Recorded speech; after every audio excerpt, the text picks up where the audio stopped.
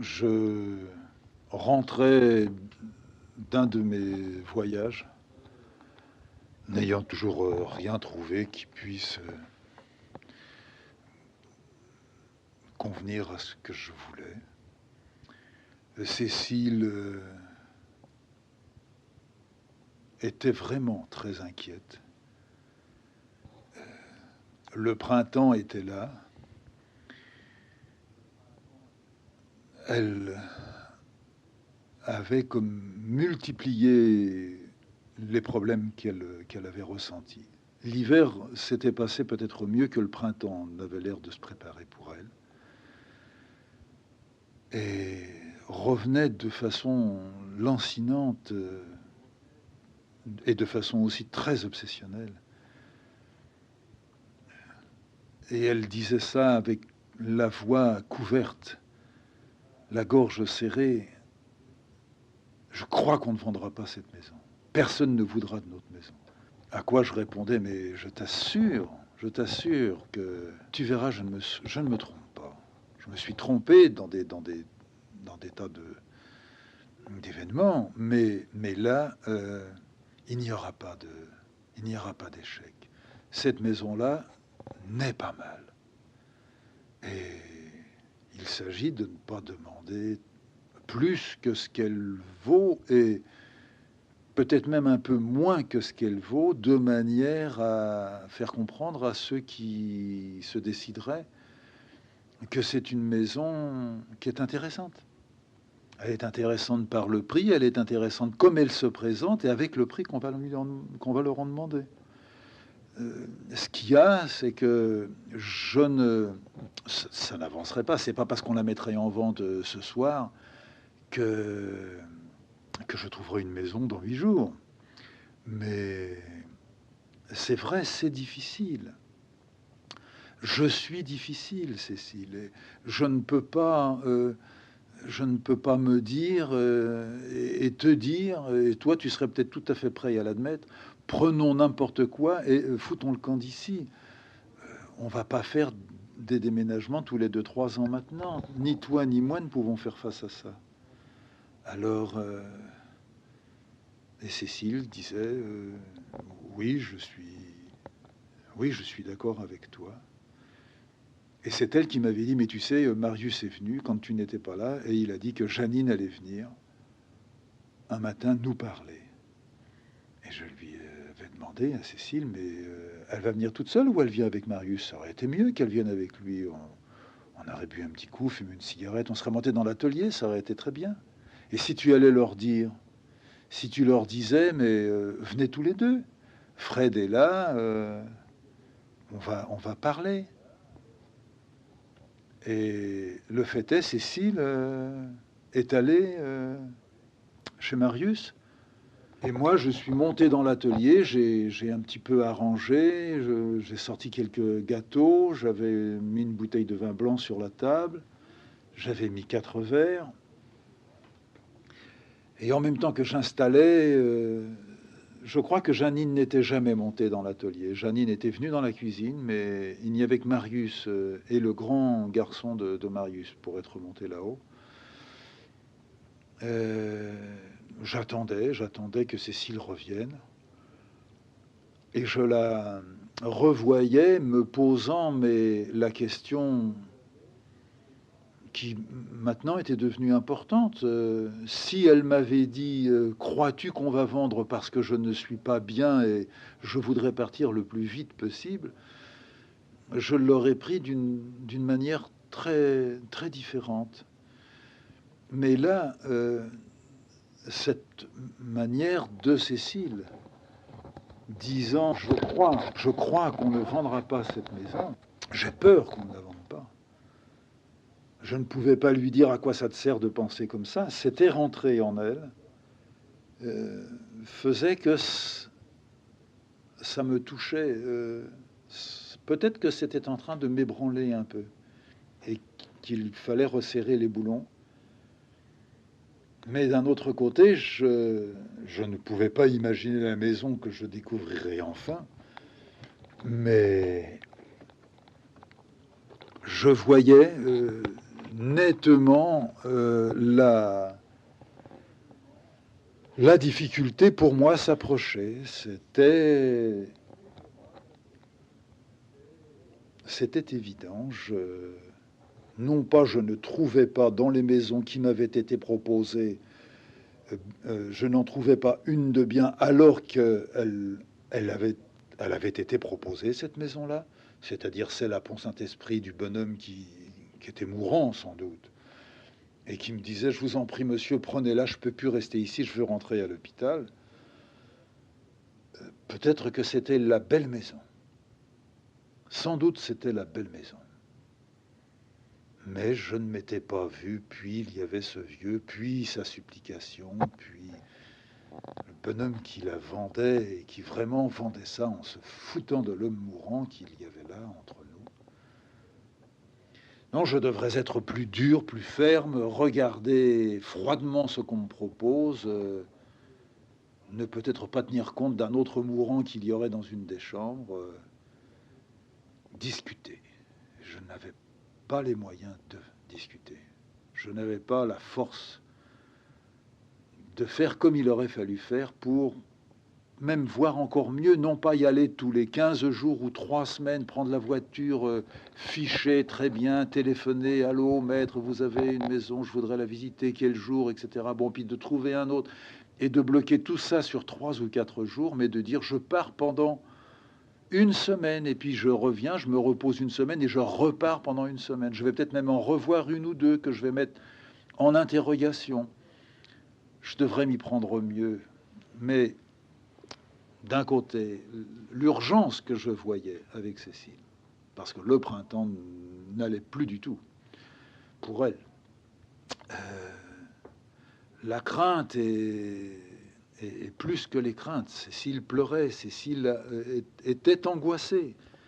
Cécile pouvait connaître à nouveau est-ce que moi j'avais connu, est-ce qu'elle avait connu, c'est-à-dire une situation tendue nerveusement et peut-être la faire descendre dans un creux, comme dans une dépression. Ensuite, je ne travaillais plus. C'était fini, je ne faisais plus rien. Quand j'étais à la maison, c'était pour peindre un coin, pour raboter une porte, pour changer un bouton électrique, pour balayer, tenir nickel tout, la cave, les dépendances. Cécile ne pouvait pas faire, ne pourrait pas faire la dernière année le jardin. Alors j'étais décidé à faire un jardin comme elle l'aurait fait elle, avec elle un peu et en partie, mais très accueillant, très, très riant, très proche des désirs que les personnes pourraient ressentir à travers tout ça. Faire que cette maison, non pas avait vécu, mais vivait très fort. Et j'étais là, attendant Cécile, qui était partie chez Janine. Quand m'est revenue la grande difficulté que j'ai eue à 16 ans, quand ma mère a enfin pu avoir l'appartement du premier étage et que j'ai dû quitter la cave. La grande difficulté, j'avais repensé très souvent à notre départ qui m'avait tant blessé. Laisser la cave avait été pour moi un peu un drame, et même pour la grand-mère aussi. Pour ma mère, nous faire sortir de là, puisque elle était devenue concierge, mon père n'était plus là, on ne savait pas où il était, c'était la guerre. Nous étions montés au premier étage. Ma grand-mère, qui était aveugle, ne se cognait pas du tout aux tables, aux chaises, aux petits bancs, aux petits buffets, à mon lit-cage, à son lit à elle, quand c'était dans la cave.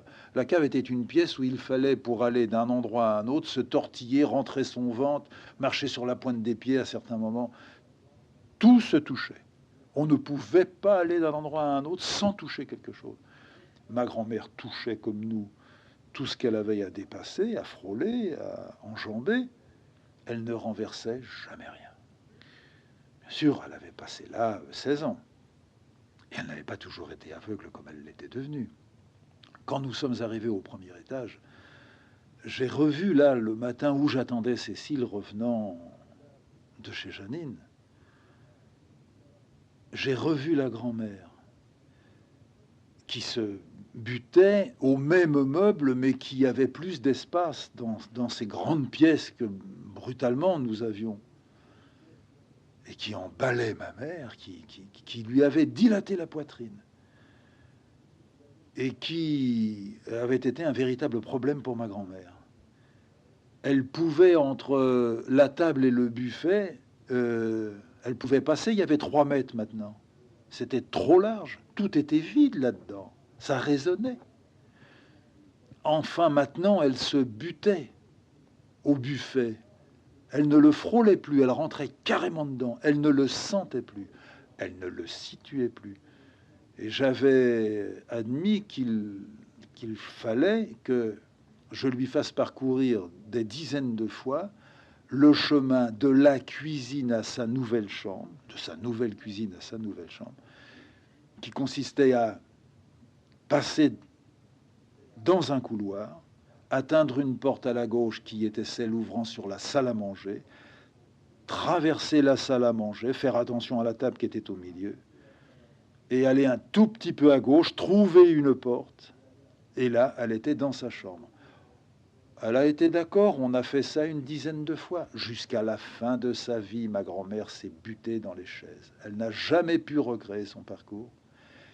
Et au début, et c'est à ça que je venais de repenser, au début, un matin, ma mère étant partie faire sans doute des courses, j'étais dans ma chambre, à m'emmerder dans cette chambre qui avait un plafond beaucoup trop haut, qui avait une fenêtre beaucoup trop grande, qui avait 4 portes, une porte qui donnait dans le couloir, une porte qui donnait dans la chambre de mes parents, une porte qui donnait dans un tout petit cabinet et une porte qui donnait dans l'office, parce qu'il y avait aussi un office là-dedans. 4 portes qui étaient comme 4 grands yeux carrés ou gueules carrées qui me regardaient continuellement, plus la fenêtre immense qui me permettait de voir chez les autres au loin. Avant, je ne voyais personne. Ma grand-mère, tout à coup, s'était mise à crier, à hurler. Maintenant, Freddy, Freddy, Freddy. Je me suis levé d'un bond de mon lit. J'avais cru qu'elle était tombée, mais je n'avais pas entendu de bruit. Je m'étais précipité, moi aussi je m'étais cogné partout. Et puis elle était dans la salle à manger. Mais au lieu d'avoir pris, en revenant de sa chambre sur la droite, elle avait fait erreur. Elle ne faisait plus que des erreurs maintenant dans son orientation. Elle était vraiment désorientée et elle allait rester désorientée jusqu'au bout. Elle avait pris par la gauche. Et elle s'était trouvée à une porte dont elle avait tourné le bouton. Elle était rentrée dans la chambre de ma mère, dans la chambre de mes parents. Et dans la chambre de ma mère, elle avait dû faire un pas ou deux. Elle n'avait rien reconnu, rien retrouvé. Elle n'avait rien reconnu parce que la chambre de ma mère était en partie meublée par des meubles de la néglise qui y habitait avant et qui étaient mortes. Et elle avait été, j'en suis certain, prise de terreur. Non seulement elle n'était pas chez elle, elle n'avait pas ses repères, mais ce qu'elle touchait n'était pas à elle. Et j'ai pas eu beaucoup d'efforts à faire pour comprendre que c'était ça mon problème. Je ne trouvais pas la maison, ou je ne trouverai pas la maison tant que je n'admettrai pas que j'avais tout un chemin à faire et que le chemin final, j'avais d'abord à composer, à imaginer quelque chose dans la maison que j'aurais à visiter. Je pourrais toujours essayer d'imaginer si je mettrais ma table là, ma chaise comme ça, la fenêtre à ma gauche. J'aimais bien que la lumière vienne de cette façon-là. C'était à la rigueur la nouveauté que j'allais découvrir. Je n'aurais plus la lumière venant par le plafond, qui n'était pas du tout une mauvaise lumière. Et j'avais eu ça pendant près de 15 ans à la cour. La lumière descendant par le toit, où j'avais une ouverture translucide. J'en avais même fait créer une seconde. C'est très bien. Plus une petite fenêtre dans le mur. Mais j'aurais maintenant, presque sûrement, une ou deux fenêtres dans une pièce et je m'orienterai pour avoir la lumière venant de la gauche. Mais je n'aurai plus de fenêtres venant par le dessus, à moins que, trouvant une maison ayant peu de pièces en rez-de-chaussée, je construise dans le grenier un nouvel atelier. J'ai donc fait un pas important qui était, je dois savoir que quand je regarde une maison, je dois sentir si dans cette maison-là, nous risquons d'être bien. Il n'y a pas trop de voisins immédiats. Il y a certaines commodités. Le village n'est pas trop loin, ou nous sommes à l'orée du village. Il y a des tas de choses possibles. La gare n'est pas non plus très éloignée. Enfin bon. Que les pièces iraient, celle-là pour Cécile, celle-là pour moi, qu'on viendrait visiter avant de se décider, mais que le principal, c'était que, ayant acquis la maison, je m'installe à ma table.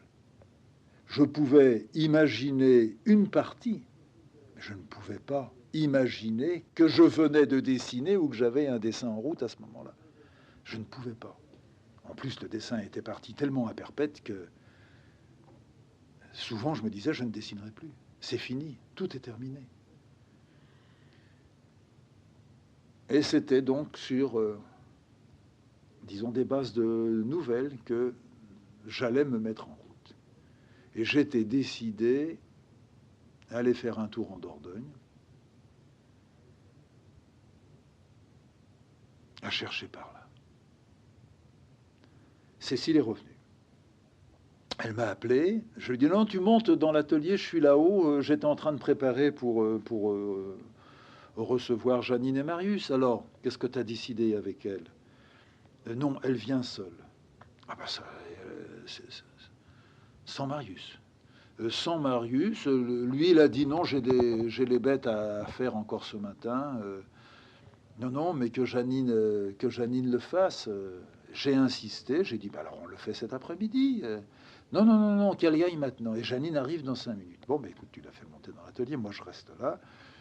J'avais mis le feu en route, une bonne chaleur là-haut. Et puis Janine est arrivée. Elle est montée dans l'atelier avec Cécile, elle a regardé. Elle n'avait vraiment pas du tout envie de perdre son regard sur ce qui se trouvait sur les murs ou qui pendait du plafond, mais ça a quand même été plus fort qu'elle. Et j'ai saisi ce moment-là pour la mettre à l'aise et lui dire, vous savez, Janine, Marius est venu bien des fois dans cette pièce-là, c'est la première fois que vous venez, ça me fait très plaisir. Et quand Marius monte ici, il s'installe là. Vous allez vous mettre là, vous, dans cette espèce de petit fauteuil. C'est la grosse qui nous l'a filé, ce fauteuil. Il n'y a qu'à voir derrière, il y avait son mari, il avait brûlé ses initiales. Vous allez vous mettre là-dedans, une petite bouteille de vin blanc. On ouvre ça, le vin blanc à ce temps-là, c'est bon pour vous. Puis j'ai ouvert des petits gâteaux. Vous allez fumer une cigarette à moi, elles sont bonnes. Allez, prenez une petite cigarette. Voilà, un petit verre de vin blanc. Et puis, qu'est-ce qu'on se dit? À la santé? Allez, tchin tchin. Cécile a bu une petite larme de vin blanc, elle qui ne boit jamais de vin. Et je lui dis, voilà, Janine, c'est ici que je travaille. Je vous montrerai après, si vous voulez, la pièce de Cécile qui est en dessous. Hein, Cécile, tu iras montrer ta pièce à Janine. Tu lui montreras ce que tu fais. Vous savez ce que fait Cécile? Alors elle répondait, oui, oui, je sais. Enfin bon, elle n'avait jamais vu de plaque de cuivre gravée par Cécile. J'ai dit à Cécile, bah, va en chercher une, tiens, monte là. Il semblait que Janine, petit à petit, était mise à l'aise avec nous.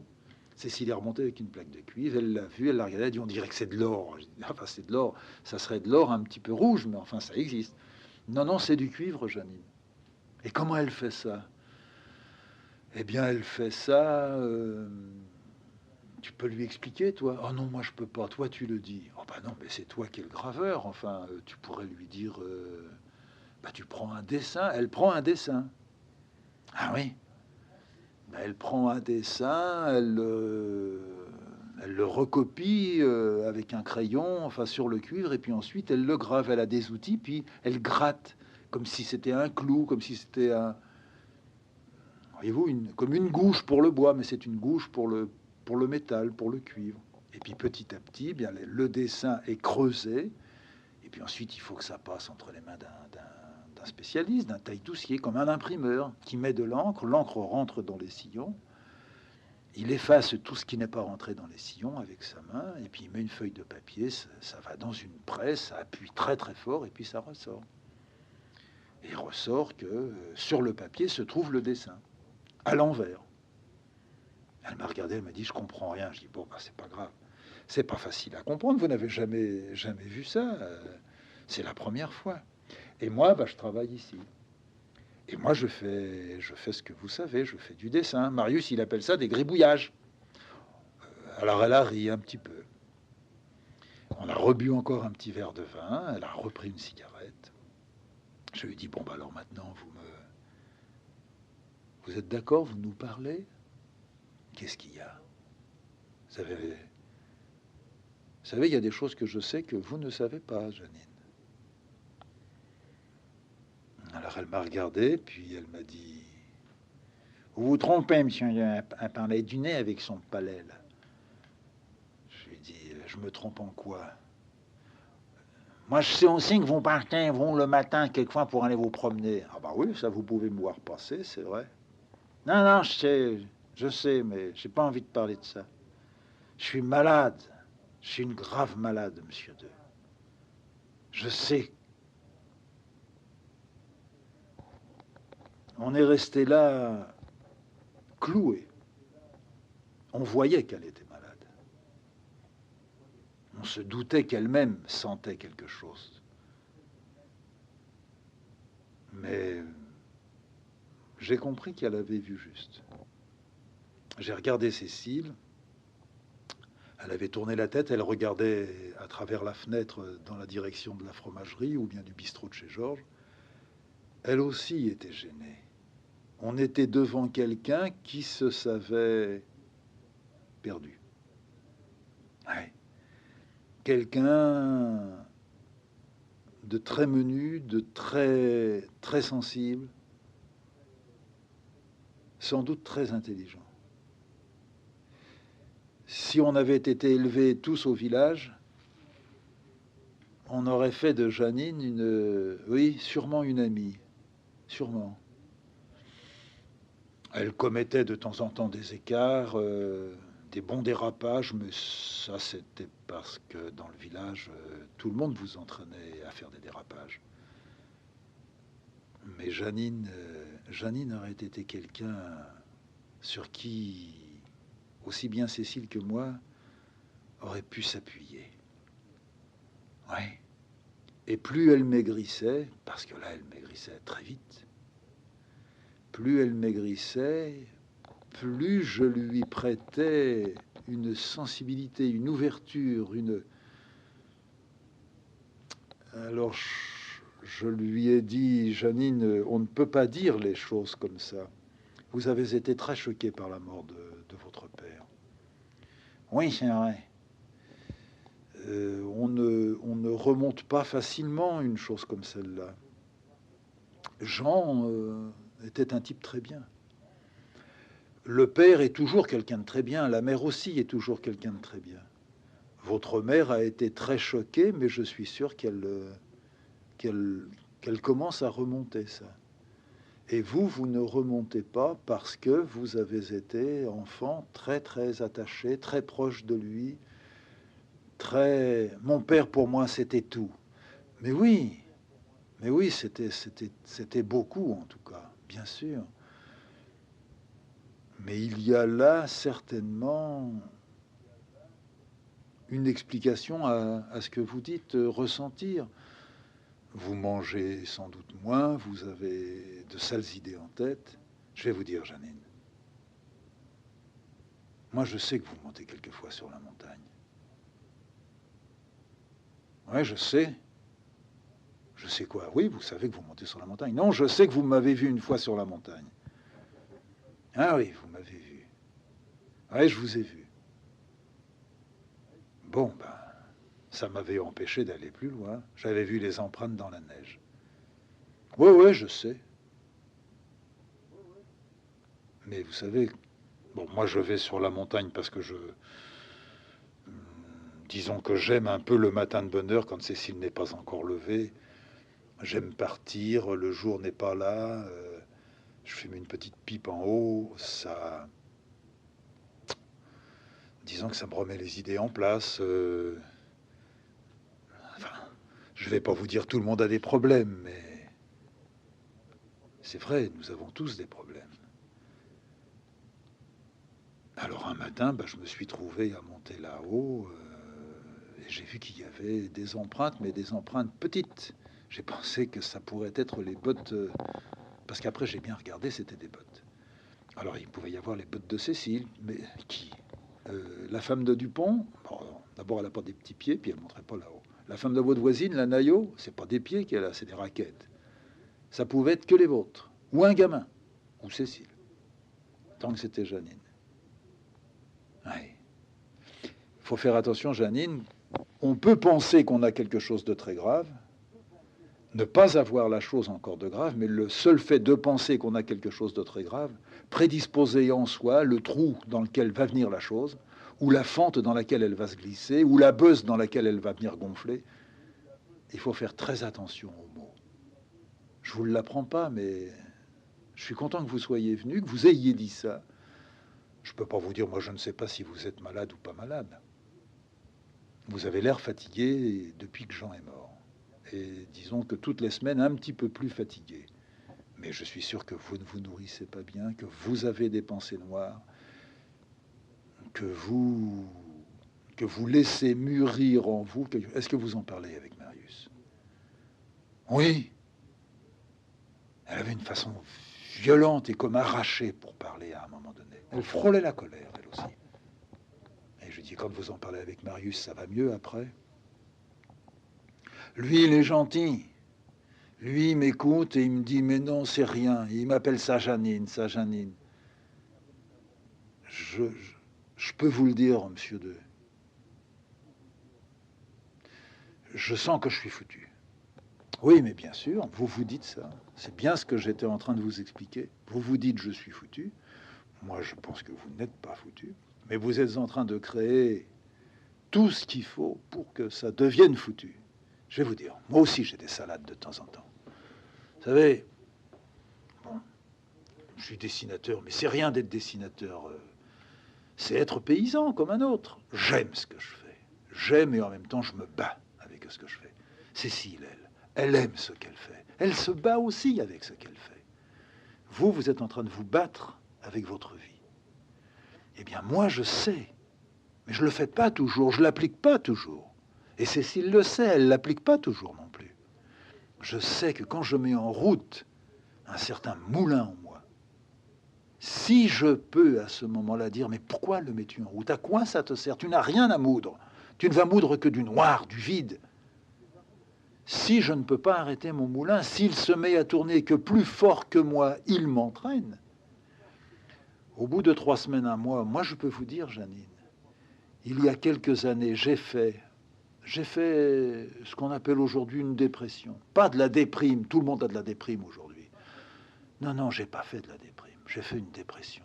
J'ai laissé rentrer en moi la cloque, ou la tâche, ou le trou se faire, ou je ne sais pas, j'ai laissé rentrer en moi.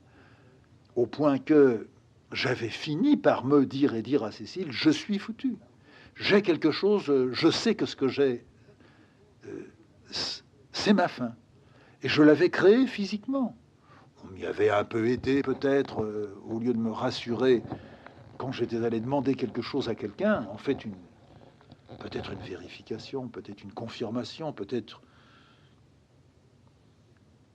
on m'avait pas aidé en me disant oui c'est vrai vous avez un problème, je vais m'occuper de lui. Ça c'était la dernière des choses qu'il fallait me dire. Mais de toute façon j'y serais arrivé à partir du moment où mon moulin avait été mis en route et où je ne réussissais pas à dire mais à quoi ça te sert? Alors je peux vous poser la même question. Vous êtes d'accord? On est des amis. Alors, Janine, à quoi ça te sert? Ton père est mort. Ça ne te sert à rien de te dire il est mort, je veux pas rester ici. Alors tu peux pas te dire ça. Janine, tu ne te dis pas ça. Elle a dit non. Bon, tu n'as pas envie de mourir. Non. Ah, je dis alors c'est déjà la moitié du parcours qui est fait. Je t'assure que là, tu vois, là tu me fais plaisir. Tu t'emmerdes, tu penses, d'accord, d'accord. Mais c'est bien. Alors pourquoi tu montes là-haut le matin? Ah, ça c'est quand j'ai mal. Quand tu as mal précisément quelque part? Ou c'est dans ta tête que ça tourne et c'est ça que tu dis être mal? Non, non, c'est quand j'ai des douleurs. Il y a des douleurs où? Dans le ventre et puis là, dans l'estomac, enfin, là-dedans. Puis tu as des douleurs qui viennent la nuit, quand tu te réveilles et puis que tu te mets à penser, puis les douleurs viennent, ou c'est la douleur qui te réveille? Oh, c'est la douleur qui me réveille. Et puis, oh, c'est pas bien de dire ça, mais moi je peux vous le dire.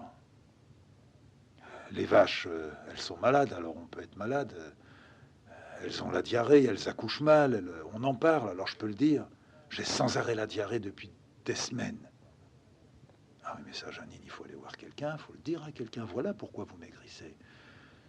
Non, non, mais j'ai une sale diarrhée. Oui, mais ça se soigne. Ça se soigne et ça pourrait très bien être nerveux. Il faut aller voir un toubib. Vous voulez qu'on descende, on téléphone, on prend rendez-vous et puis je vous y mène. Je vous attends, ou bien Cécile vous y mène. Il ne faut pas rester avec ça. C'est pas bien. Et puis, ça touche là-dedans. La tête, elle se met à mal fonctionner, vous savez. On ne doit pas se vider. On peut se vider un peu de temps en temps, pas de trop. On peut davantage se remplir que de se vider. Hein? Je m'étais remis à la vous voyez alors que j'avais été très content de la tutoyer. Alors Janine, on téléphone? Elle a dit non. J'ai dit, ah bah faut pas s'entêter comme ça. J'en parlerai avec Marius et c'est tous les deux qu'on fera ça, Marius et moi. Puis on vous y mènera. Il faut pas rester. Il faut pas non plus se dire je suis malade et c'est bien que je sois malade. Oui, c'est vrai, je me le dis. Mais je dis, mais moi aussi, je me le suis dit. Cécile aussi, ça le dit. Quand ça ne va pas, on est content que ça n'aille pas et on veut descendre. Et on détruira tout. Moi, quand je travaille, qu'est-ce que vous croyez que je fais par moment? Je déchire mon truc. Et vous, qu'est-ce que vous avez envie de faire? De déchirer votre vie. Ben, d'accord, Jean est mort. Ça, je suis tout à fait d'accord avec vous. C'est une grosse chose. Vous êtes très attaché à votre mère, mais vous étiez soudé à votre père. Ça se voyait, Janine. Et elle s'est mise à pleurer.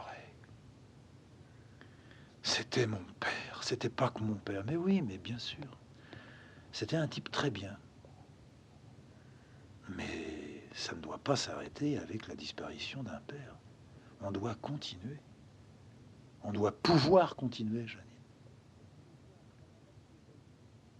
Et à ce moment-là, elle s'est relevée. Je lui ai dit, on prend encore un petit verre. Le dernier petit verre, elle dit, non, non, je vais rentrer à la maison. Marius, il va venir. Il va prendre le rendez-vous avec vous, n'importe quel jour. D'accord, vous êtes gentil. Je vous aime bien. Je voudrais que Marius, il soit toujours en bon terme avec vous. Bon, je dis, Janine, enfin là, si c'était Marius, je dirais, tu déconnes. Non, on a toujours été des bons copains et même des amis. Ah, pas de raison que ça change. Non, mais le jour où je serai plus là, je voudrais... Janine, arrêtez, écoutez. Non. Il y a autre chose que je voudrais vous dire. Oui?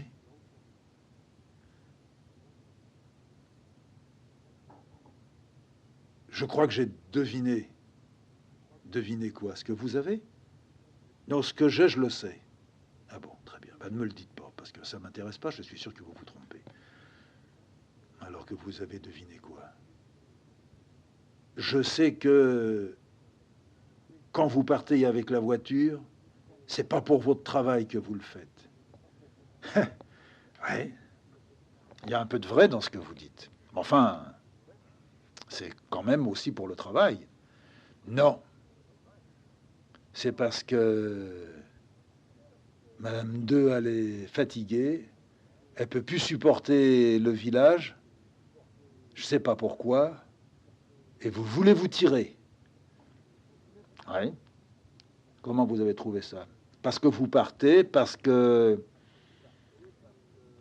Marius, on s'est demandé pourquoi vous, même l'hiver, même avec la neige, nous, quand il y a trop de neige, on bouge pas. Oui. Bah, c'est vrai, vous. En tous les cas, il y a une partie qui est vraie, Janine. Cécile ne supporte plus l'altitude de Lacou, ou d'ailleurs, même de Breno, de Corcelles, enfin, l'altitude du plateau, 1000 mètres et plus, ça fait des problèmes à Cécile. On a essayé, avec des médicaments, comme on dit, de pallier au malaise que ça provoquait, mais les médicaments n'ont rien fait parce que les médicaments ne peuvent rien faire. Quand c'est lié à l'altitude, ou bien ça rentre tout seul dans un ordre, et c'est ce que nous souhaitons, ou bien ça ne rentre pas dans un ordre, et ça va nous poser des problèmes.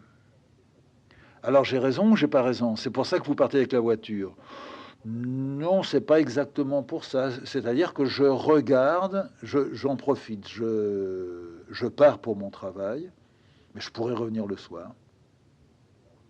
Et j'en profite pour faire une virée et regarder comment ça serait ailleurs si effectivement le problème ne pouvait pas se régler ici. Voilà, on n'en est pas plus loin, Janine. Elle a dit d'accord. Et puis elle a fait demi-tour, elle est descendue par l'escalier de la grange, qui était une grande échelle de meunier. J'étais derrière elle, j'essayais de la suivre, mais elle courait tellement vite, elle se dépêchait.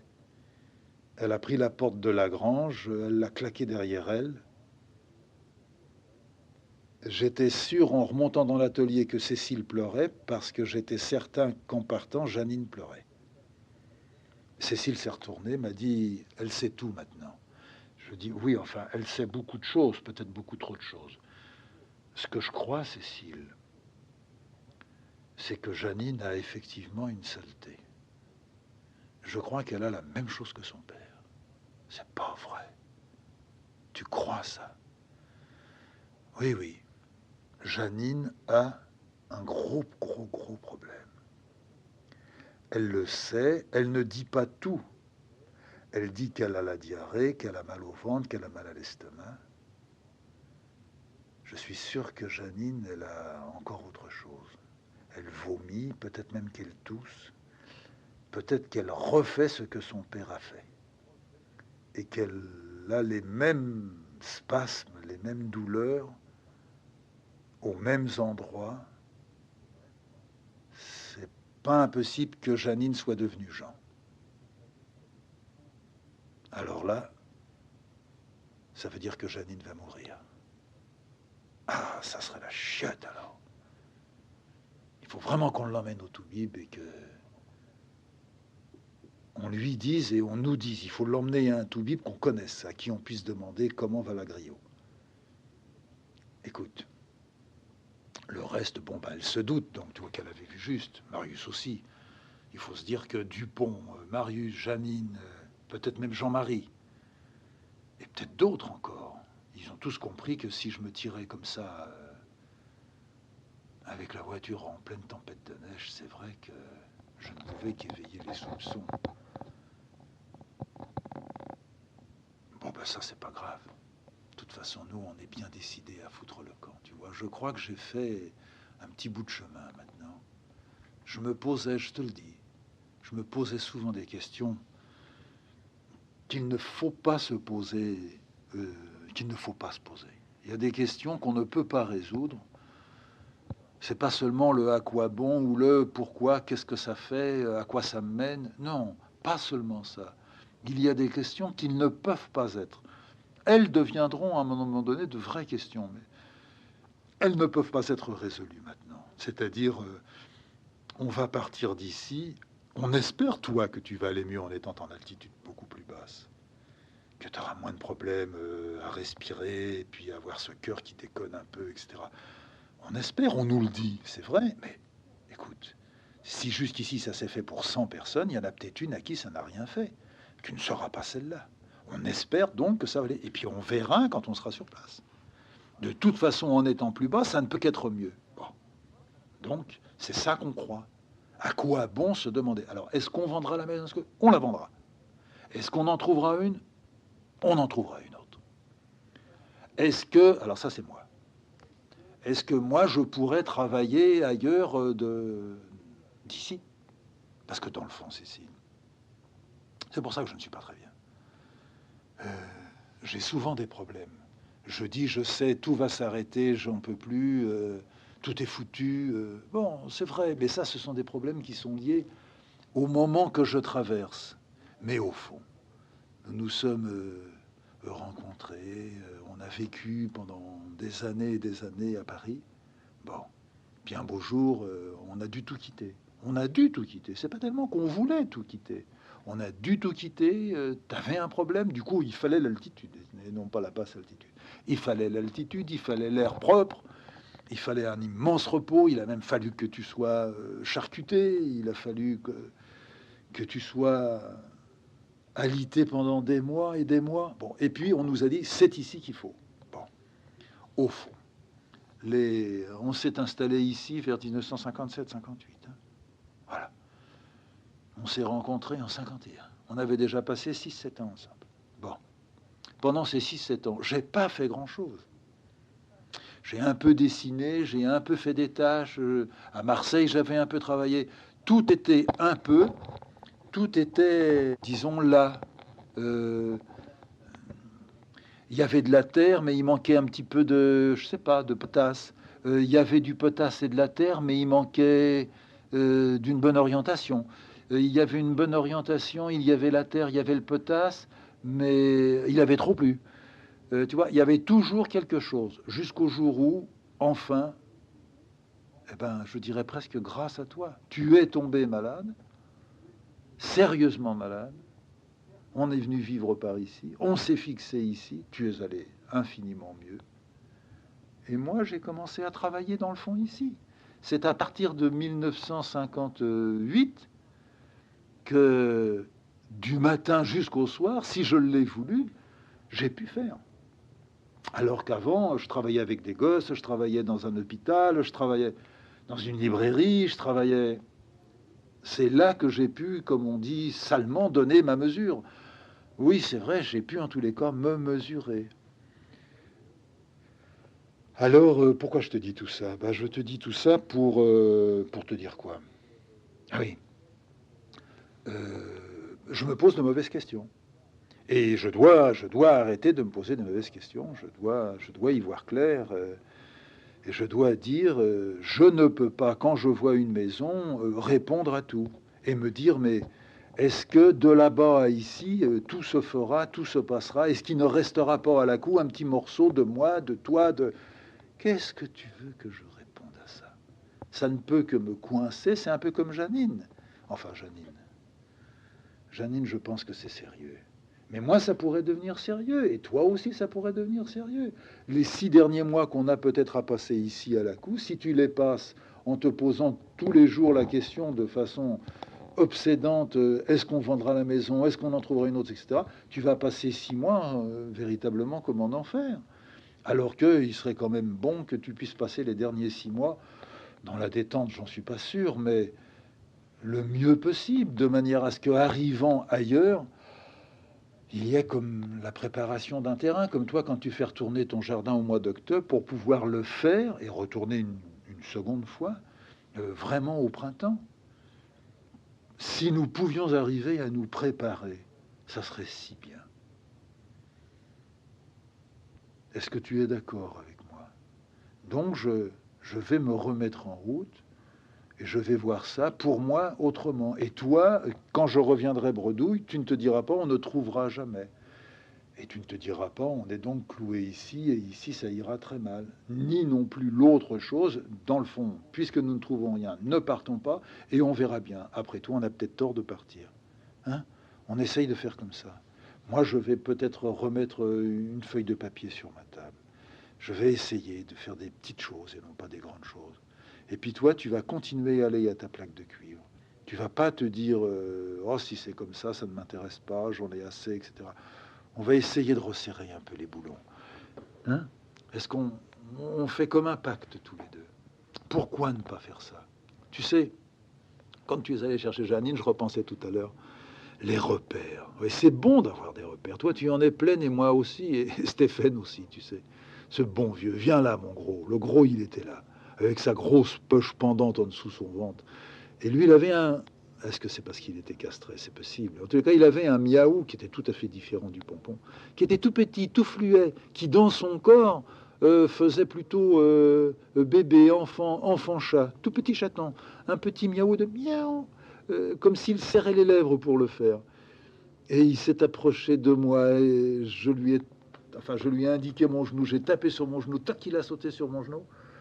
Il a pris place et puis tout doucement, il a fait les griffes dans le pantalon de velours, le coquin. Il aimait traverser avec ses griffes le tissu et atteindre à peine, atteindre la chair en dessous.